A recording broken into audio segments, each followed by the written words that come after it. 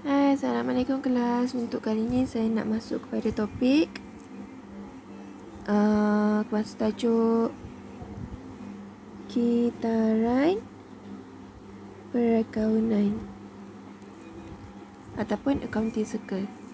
Okey, dalam ni kamu akan tahu apa benda yang kamu akan belajar sepanjang 4 semester di college vocational. Okey, daripada SEM 1 sampai SEM 4 lah kamu akan belajar ke 8 benda ni. Okey. Proses yang pertama adalah, ni ada 8 proses. Proses yang pertama adalah pengumpulan data ataupun maklumat. Pengumpulan dan analisis data dan maklumat serta dokumen sumber. Itu yang pertama. Yang kedua, kita dah kumpul, kita nak rekod. Rekod ke dalam buku catatan pertama. Okey, yang kedua. Yang ketiga, kamu akan belajar, dah rekod, kamu akan belajar cara nak post ke ledger. Okey, daripada ledger kamu akan belajar buat imbangan, duga sebelum pelarasan. Okey, yang keempat. Kelima, kalau tadi sebelum pelarasan, kita kena buatlah pelarasan. Okey, yang keenam, imbangan, duga selepas pelarasan. Yang ketujuh, kamu akan belajar cara nak menyediakan penyata kewangan. Okey, dan yang terakhir, ke-8, alamak banyak kosong. Yang ke-8 pula adalah penutupan. Okey, penutupan akaun. Okey, yang pertama, pengumpulan data dan maklumat serta dokumen sumber. Okey, pengumpulan dan analisis. Apa yang kita nak kena kumpul dan analisis ni? Okey, first, kita nak kumpulkan data. Kita tengok dekat soalan ataupun tengok dekat maklumat syarikat tu, dia cakap dia mula berniaga bila. Sekarang kita berada pada bulan berapa? Modal berapa? Lepas tu ada baki awal ke tak? Lepas tu lagi, kita bersyarikat apa? Lepas tu jenis syarikat kita, berniaga apa dan sebagainya. Penting sebab kita nak tahu bila kita beli benda tu aset ke, benda tu barang niaga ke dan sebagainya. Okey, sekarang kita dah kumpul. Okay, lagi satu kita nak kumpul tadi data ataupun maklumat. Dokumen sumber. Dokumen sumber ni apa? Dokumen-dokumen yang awak terima lah, dokumen mentah tu. Resit rasmi, invoice, memo, bank in slip, payment voucher. Lepas tu lagi apa lagi? Dokumen pelarasan macam nota debit, nota kredit. Lepas tu lagi dokumen macam bil tunai. Okey, semualah kat situ. Okey, kita dah kumpul, kita nak kena analisis. Analisis ni macam mana? Kita dah kumpul tadi, kita analisis ikut, first kita nak sort ikut tarikh. Okay, ataupun first kita kumpul, kita asingkan ikut jenis. Okey, yang mana satu untuk belian, yang mana satu untuk jualan, yang mana satu untuk buku tunai. Tunai pula kita nak kena bezakan, yang mana satu kita terima, yang mana satu kita bayar. Okey, semua tu adalah analisis. Okey, lepas tu kita dah asingkan, kita susunlah pula ikut tarikh. Okey, yang kat sini kita belum tak susun ikut LIFO lagi. Kita susun dulu tarikh ikut yang pertama, kedua, ketiga dan sebagainya. Okey? Sebab lepas kita dah kumpul dan analisis, kita kena rekod ke dalam buku catatan pertama. Okey, buku catatan pertama ni secara asasnya kita ada buku belian ataupun purchase book. Lepas tu kita ada buku kita dah beli, mesti dah kita nak jual, iaitu buku jualan ataupun sales book. Dan bila kita dah jual, kita kena terima ataupun bayar, iaitu buku tunai ataupun cash book. Okey, ada company dia pecahkan pula dalam buku belian ni. Ada buku belian, buku pulangan belian. Dalam buku belian pula ada lagi yang pecahkan belian tunai, belian kredit dan sebagainya. Jualan pun sama, ada buku jualan, buku pulangan jualan. Lepas tu jualan kredit, jualan tunai. Okey, ada company buat. Tapi secara asasnya, secara umumnya semua company ada dua ni lah. Sebab tak semestinya company tu diasingkan buku jualan, buku belian, pulangan tu. Sebab ada yang pulangan dia catat kerja ke dalam belian, catat je dalam buku jualan. Dan buku tunai pula ada bawah dia dalam buku tunai ada buku tunai penerimaan, iaitu kita debitkan bank, kreditkan perkara lain. Dan buku tunai pembayaran, iaitu kita debitkan perkara yang kita bayar, kita akan kreditkan bank.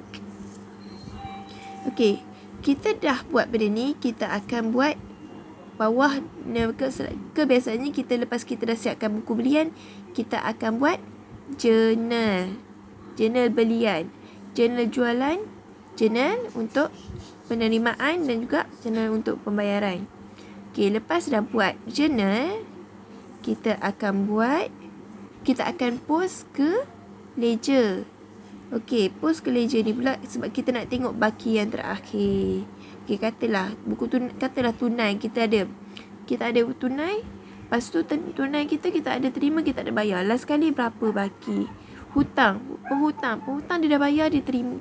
Penghutang dia berhutang kita. Lepas tu dia bayar. Berapa baki dan sebagainya. Tengok baki-baki yang terakhir dia. Okey, bawah ledger ni kita ada dua jenis ledger.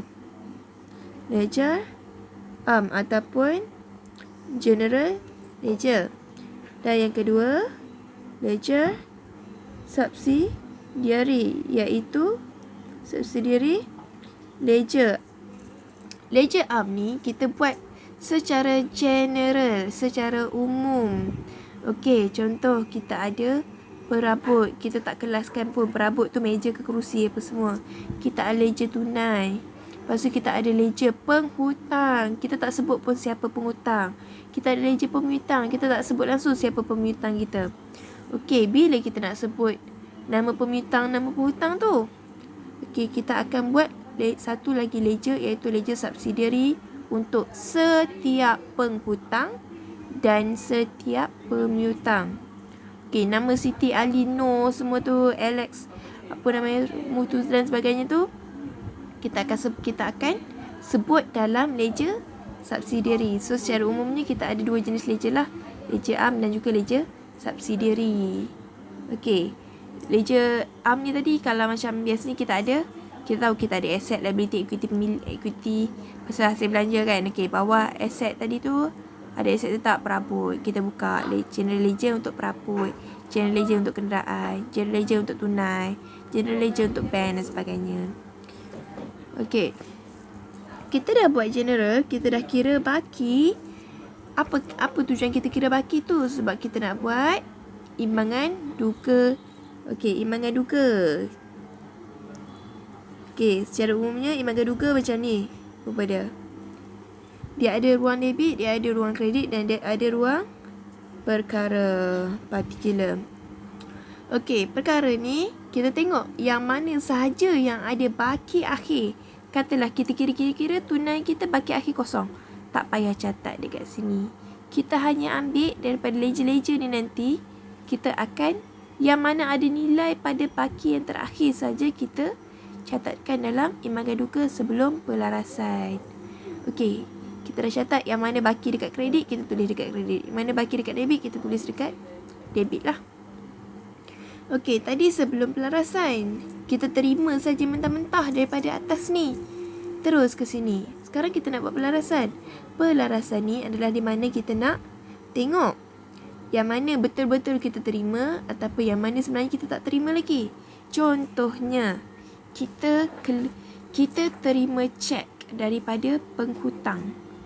Penghutang bayar kita dekat cek. Kita terus rekod dekat sini.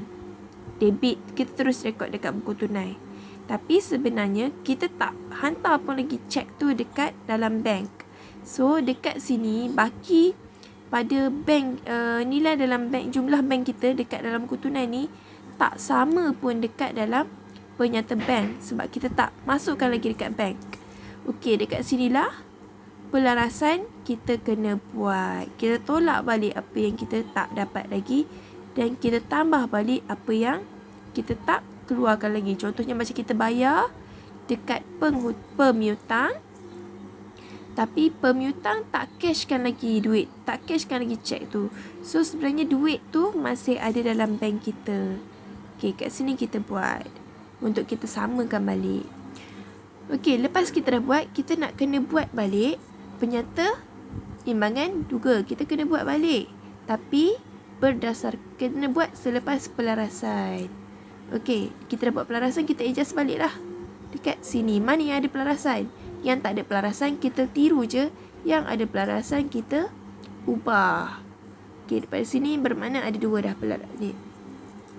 Daripada imbangan duga, kita kena bahagi-bahagikan pula. Sebab penyata kewangan ada dua jenis, iaitu penyata pendapatan komprehensif dan ada lagi satu penyata kedudukan kewangan. Okey, first daripada imbangan duga ni tadi, kita kena tahu yang mana satu aset, yang mana satu liability, yang mana satu equity, yang mana satu hasil, yang mana satu belanja, yang mana satu jualan, yang mana satu belian. Okey, daripada situ kita dah bagi-bagikan. Sebab apa? Sebab ada item yang kita masuk dekat dalam income statement. Dan ada item yang kita tak boleh masuk dekat sini, kita kena masuk dekat dalam balance sheet. Okey, penyata kedudukan kewangan. Jadi sebab tu kita kena jadi dekat sini kita kena bahagikanlah. Contoh, jualan kita buat dekat penyata pendapatan ataupun income statement. Belian masuk dekat income statement. Lepas tu hasil belanja dekat income statement. Aset dekat balance sheet. Lepas tu equity milik apa semua pun dekat balance sheet. Okay, daripada sini juga kita kena buat penyata kedudukan, penyata pendapatan dulu. Sebab kita nak tahu kita untung ke rugi dekat sini. Sebab kita tahu untung dengan rugi akan masuk dekat dalam equity pemilik, iaitu berada bawah kedudukan bawah penyata kedudukan kewangan. Okey, jadi daripada imbangan duga tadi kita dah bagi-bagikan, kita buat penyata pendapatan komprehensif. Kita ambil item jualan, belian, hasil belanja, aset stok awal, stok akhir masuk dekat sini. Dah kira dapat untung bersih, baru kita masukkan pula asset, liability, equity. Lepas tu kita nak kena masukkan, jangan lupa masukkan kita punya untung bersih ataupun rugi bersih. Okey, dah kira ni, kita kiralah jumlah. Tutup buku. Okey, dah settle 8 perkara beserta contoh. Okey, lupa. Penyata pendapatan komprehensif ni nama baru. Sebelum ni nama dia adalah kunci penyata pendapatan. Penyata kedudukan kewangan ni pula sebelum ni nama dia adalah kunci kira-kira, KKK. Okey. Lepas tu okey, ni je lah. Alright, itu saja. Terima kasih.